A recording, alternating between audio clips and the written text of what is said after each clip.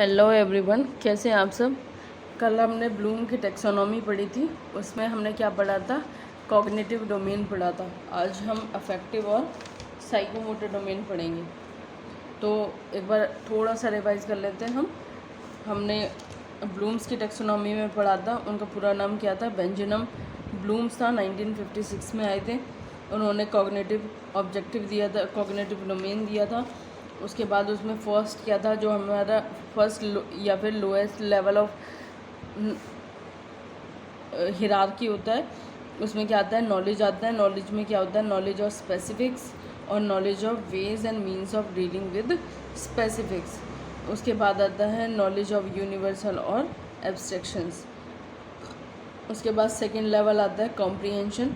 कोई भी जो भी हमने चीज़ पढ़ी है उसके जो ब्रीफ नॉलेज होती है, उसके फैक्ट, आइडिया और मेथड्स के बारे में हमें पता चलता है, उसे बोलते हैं हम कॉम्प्रिहेंशन। इसमें आता है ट्रांसलेट कर रहे हैं हम किसी चीज़ को, इंटरप्रेट कर रहे हैं और एक्सट्रापोलेशन कर रहे हैं। उसके बाद हम अप्लाइड कर रहे हैं,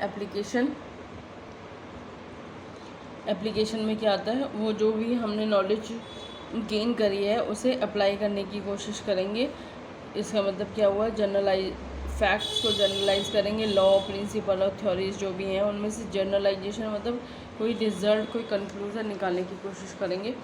डायग्नोज करेंगे पीपल्स की वीकनेसेस और क्या करेंगे, application of content and laws of by the people. Next is analysis. Analysis में क्या होता है, टुकड़े होते हैं और हम उसे क्या करते हैं, एज ए होल होता है और उसे हम टुकड़ों में डिवाइड करने की कोशिश करते हैं और फिर उस चीज़ को समझने की कोशिश करते हैं। डिवीज़न ऑफ कंटेंट या फिर एलिमेंट को, ठीक है। Analysis of element, analysis of relationship, मतलब दो कंटेंट के बीच में हमारा रिलेशनशिप क्या है, और एनालिसिस ऑफ ऑर्गेनाइज्ड प्रिंसिपल्स। उसके बाद सिंथेसिस। सिंथेसिस में हमारी टुकड़ों में कोई भी चीज़ होती है उसे हम एज ए होल क्या करते हैं, परसीव करते हैं। तो फर्स्ट इसमें है production of a unique communication, production of A propose set of operations, derivation of A set of abstraction relationship. मतलब यहाँ पे सेट ऑफ ऑपरेशन हमने क्या किया, यूनिक कम्युनिकेशन किया, सेट ऑफ ऑपरेशंस किया। अब डेरिवेशन देख रहे हैं, मतलब जो हमने सेट किया था और जो एक्चुअल आया है उसमें कितने, मतलब जैसे कि मान लो मैंने एक क्वेश्चन सॉल्व किया, मेरा आंसर आ रहा था 2 और जो हम आंसर किए देखते हैं उसमें आ रहा था 0.99। तो मैं ये देख रही हूँ कि इसमें इन दोनों में कितना वेरिएशन, थोड़ा ज़्यादा है या बहुत ज़्यादा है या फिर इक्वल आ रहा है। तो ये वेरिएशन चेक करते हैं हम।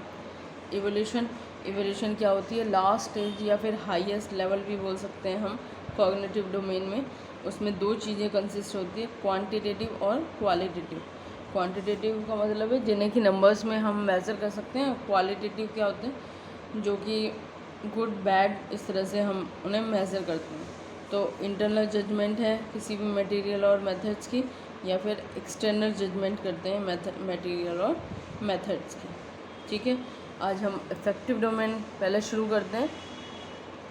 अफेक्टिव डोमेन किससे रिलेट करता था, फीलिंग से, और कॉग्निटिव डोमेन उसे हेड बोलता है, हेड, हर्ट, और लास्ट इज साइकोमोटर आएगा, दैट इज़ हैंड। मतलब उसमें हम काम करके कोई भी चीज़ सीखते हैं। तो अफेक्टिव डोमेन में क्या आता है, कंसर्न विद द इंटरेस्ट, हमारी फीलिंग्स के बारे में बता रहे हैं, हर्ट्स के बारे में। तो यहाँ पे हमारे इंटरेस्ट, हमारे emotions, appreciation, attitude, mental tendencies and values of the people, यहाँ पे ये चीज़ें कंसर्न करती है। तो the teacher should develop maximum affective domain of the people bye effective objective. हमें नॉलेज के साथ साथ किसी भी पर्सन में, एट लास्ट हम है तो ह्यूमन बींग्स ना, तो हमें नॉलेज के साथ साथ अपने अंदर क्या है, अफेक्टिव डोमेन या फिर फीलिंग्स को भी डेवलप करना होता है। तो ब्लूम, रेथफोल और मैशिया ने क्लासीफाई किया है अफेक्टिव डोमेन को। यहाँ पे इसके फर्स्ट जो लोएस्ट लेवल है वो क्या है, रिसीविंग। जैसे कि कॉग्निटिव डोमेन में क्या था, नॉलेज थी, यहाँ पे क्या है, लोएस्ट लेवल रिसीविंग। तो रिसीविंग क्या होते हैं, इनिशियल कैटेगरी होती है जिसमें कि learner are sensitize to the existence of stimuli. वो क्या है, जो भी हमारा एनवायरनमेंट है उसके टुवर्ड्स जो हमारा लर्नर है वो सेंसिटिव होता है। तो यहाँ पे कि it includes inculcation of certain interest, attitudes, values और आइडियाज़। वो अपने अंदर इनकलकेट करने की कोशिश करता है कुछ इंटरेस्ट, एटीट्यूड, वैल्यूज़ और आइडियाज़ को। तो 3 टाइप्स की एक्टिविटी है। पहले तो अवेयर करना है उस फिनोमिना से, फिर विलिंगनेस टू रिसीव फिनोमिना, जो वो लर्नर है वो उस फिनोमिना को रिसीव करने के लिए इच्छुक होना चाहिए, ठीक है। और उसके बाद है कंट्रोल ऑफ सिलेक्टेड अटेंशन। जैसे कि मान लो कि मैं किसी कॉलेज में लेक्चर देने जा रही हूँ, पहले वहाँ के उस फिनोमिना से मेरे को क्या होना चाहिए, अवेयर होना चाहिए। उसके बाद वो जो लोग हैं वो उस टॉपिक से पर पढ़ना भी चाहते हो, उनका इंटरेस्टेड एरिया हो। जैसे कॉलेज में हम चले जाते हैं तो हमारा इंटरेस्टेड एरिया है कि अब हम कौन से फील्ड में, मतलब कहाँ पे जाएं जिससे कि हमें बेटर जॉब अपॉर्चुनिटी मिले, और किस फील्ड में अगर हम पर्टिकुलर कोर्स कर रहे हैं तो इसके बाद हमारे पास क्या क्या ऑप्शंस हैं, हम किस फील्ड में जा सकते हैं। तो वो क्या है, वो विलिंगनेस टू फिनोमिना। अगर इस तरह से कोई टॉपिक ऐसे लेके आओगे तो वो क्या है, बहुत क्यूरियस होगी उस चीज़ को सुनने के लिए। और कंट्रोल और सिलेक्टेड अटेंशन, और फिर उसके बाद उन लोगों की अटेंशन को क्या करना है, हमें कंट्रोल करना है। Next is responding. और रिस्पॉन्ड कैसे करते हैं, receiving A prerequisite for responding, the purpose are motivated to response। जो पीपल्स होते हैं उन्हें क्या करना है, रिस्पॉन्स के टूवर्ड्स हमें मोटिवेट करना है। It is manifested in the active behaviour such answering, discussing, writing, reacting to a stimulus. तो हमें वहाँ पे लेक्चर देने की बजाय हमें अपना एक्टिव बिहेवियर रखना है, जैसे कि लोगों से कुछ आंसर पूछना है, उनसे डिस्कस करना है, उनसे राइटिंग करा के देखनी है, उनका रिएक्शन देखना है कि जो भी हम कर रहे हैं, बोल रहे हैं, या जो हम जिस पर्पज़ के लिए हम यहाँ पे आए हैं, जो लेक्चर डिलीवर कर रहे हैं, वो हमारा फुलफ़िल भी रहा है या नहीं हो रहा है। तो रिस्पॉन्डिंग के भी 3 लेवल्स हैं। लर्नर ओबीडियंट है रिस्पॉन्ड करने के लिए, वो विलिंगनेस है रिस्पॉन्ड करने के लिए, और learner get satisfaction of pleasure and responding. वो उनके आंसर देने में, कोई पर्सन जो है, मैंने बोला कि लेक्चर डिलीवर कर रहा है, तो वो इंटरेस्टेड है, ओबीडियंस है रिस्पॉन्ड करने में। अगर वो कुछ आंसर पूछ रहे हैं वो वैसे इग्नोर कर रहा है, या फिर उसका इंटरेस्टेड एरिया है और वो चाहता है कि वो भी आंसर करे जो वो सामने वाला आंसर पूछ रहा है हमसे। फिर है विलिंगनेस होना चाहिए, ओबीडेंट होना चाहिए, विलिंगनेस होना चाहिए, और उसे सेटिस्फेक्शन और प्लेजर मिलना चाहिए कोई भी क्या करना, रिस्पॉन्ड करने से पहले या फिर जब वो रिस्पॉन्ड कर रहा है। Next is 3rd is valuing. Receiving और responding are prerequisite for achieving this category. तो वैल्यू के लिए क्या होना चाहिए, रिसीविंग होना चाहिए और रिस्पॉन्ड। पहले उस चीज़ को रिसीव करना चाहिए वो जो पर्सन है, लर्नर है, फिर रिस्पॉन्ड करना भी चाहिए। उसके बाद हम वैल्यूइंग के इस पे आते हैं, वैल्यूइंग पे आते हैं। तो valuing consist of worth of a thing, phenomena और बिहेवियर। उस जो थिंग्स है, फिनोमिना या बिहेवियर जो पर्टिकुलर टाइम पे हो रहा है, उसकी क्या वर्थ है। Attitude is an object of teaching. Here the learner is supposed to imbibe a definite value pattern towards different ideas, events और object। यहाँ पे लर्नर जो है वो imbibe होता है किसी भी पर्टिकुलर वैल्यू पैटर्न के लिए, जिसमें कि उसके डिफरेंट आइडियाज़ होते हैं, इवेंट्स होते हैं और ऑब्जेक्टिव्स होते हैं। The level comprise 3 types of activities, जिसमें कि economic acceptance of the value, preference of A value और कमिटमेंट टू ए वैल्यू। पहले तो इमोशनली उसे एक्सेप्ट करना है, फिर उसे प्रेफरेंस देनी है। बाकी सारी चीज़ों में से उसे ये कौन से नंबर पे उसकी लाइफ में प्रेफरेंस देती है और वो होनी चाहिए। और उसके बाद कमिटेड होनी चाहिए उस वैल्यू के लिए कि किस, मान लो अगर आप चाहते हो कि मुझे गवर्नमेंट जॉब चाहिए, तो उसके लिए कितने % आप कमिटेड हो, 80%, 90% या 100%, ठीक है। Next is organisation. तो ऑर्गेनाइजेशन में ये तीनों स्टेप है, रिसीविंग, रिस्पॉन्डिंग और वैल्यूइंग होने के बाद हमारा ऑर्गेनाइजेशन आता है। इसमें क्या होता है, student provide some order to each value as the student successfully internalized value he encourage situation for which more than one value is needed। तो वो क्या कह रहा है कि जब एक पर्सन के जो वैल्यू है वो फुलफ़िल हो जाती है, सक्सेसफुल हो जाती है, तो फिर क्या करता है स्टूडेंट, वो इंटरनलाइज करने की कोशिश करता है अपनी वैल्यूज़ को और उस सिचुएशन को इंक्रीज़ करने की कोशिश करता है जिसमें कि एक या एक से ज़्यादा वैल्यूज़ जो हैं वो ज़रूरी होती है। क्या इसमें भी हमारे 3 टाइप्स ऑफ एक्टिविटी दे रखी हैं। The organisation of the value into a system, पहले हमारी वैल्यूज़ को ऑर्गेनाइज करना है, फिर determination of the inter relationship among them, और उसके बाद establishment of the dominant value. उसके बाद आता है नेक्स्ट करेक्टराइजेशन ऑफ वैल्यू।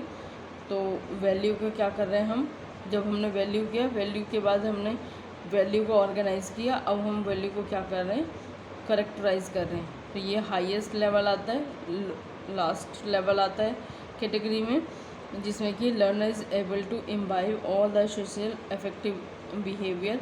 यहाँ पे जो लर्नर है वो अपने जो अफेक्टिव बिहेवियर है उन सबको एक्सेप्ट करने की, उन सबको इम्बाइब करने की कोशिश करता है। At this level teacher characterise the knowledge of the value system of the people very easily. तो यहाँ पे जो टीचर है वो किसी भी पीपल की नॉलेज जो है उसको ईजिली क्या कर लेता है, वो करेक्टराइज कर लेता है। People is destined to imbibe type characterization of his individual characteristic। तो यहाँ पे 2 लेवल हैं, जनरलाइज सेट है और करेक्टराइजेशन है। जनरलाइजेशन में क्या होता है, इसमें which provide internal consistency to the system of attitude and value at a particular moment. और करेक्टराइजेशन क्या होता है, peak of the internalisation process। It consists of the broadest objective with respect to both of phenomena covered and the range of behavior which they comprise। Next आता है हमारा psychometer या फिर cognitive object भी बोलते हैं। इसमें कौन कौन से हमारे लेवल्स आते हैं, इम्पल्सिव जैसे कि हमने इसमें पढ़े थे, अफेक्टिव में receiving, responding, valuing, organisation, characterisation of value. और साइकोमोटर में क्या आता है, इम्पल्सन आता है, manipulation, control, coordination, naturalisation and habit formulation. तो सिम्पसन ने क्या बोला था, E.G. सिम्पसन ने 1966 में dividing the objective of psychomotor domain in the following 5 levels: perception, set, guided response, mechanism, complex overt response. तो परसेप्शन में क्या आता था, परसेप्शन में आता है response of senses to the object और events of outside world is the major role of this domain. तो हम क्या कर रहे हैं कि हमारा जो आउटसाइड वर्ल्ड है उस पर रिस्पॉन्स दे रहे हैं, तो उसे वही इसका क्या है, इस डोमेन का मेजर रोल है। तो perception consist of A chain of task which can be considered real experiences. तो परसेप्शन में क्या आता है, चेन ऑफ टास्क होते हैं जो कि रियल एक्सपीरियंसेस को क्या करते हैं, कंसीडर करते हैं। इसमें 3 लेवल्स होते हैं, description level, condition of transition period और इंटरप्रेटिव लेवल।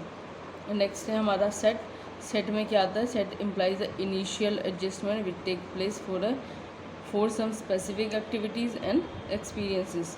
3 लेवल्स आते हैं, मेंटल लेवल, फिजिकल लेवल और इमोशनल लेवल।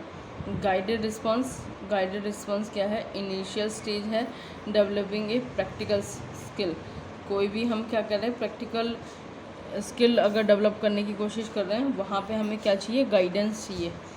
ठीक है, तो ये क्या है, एक्सटर्नल बिहेवियर है किसी भी पर्सन का जो कि किसी भी अनदर पर्सन की गाइडेंस में जो उस पर्सन का बिहेवियर है वो हैपन होता है।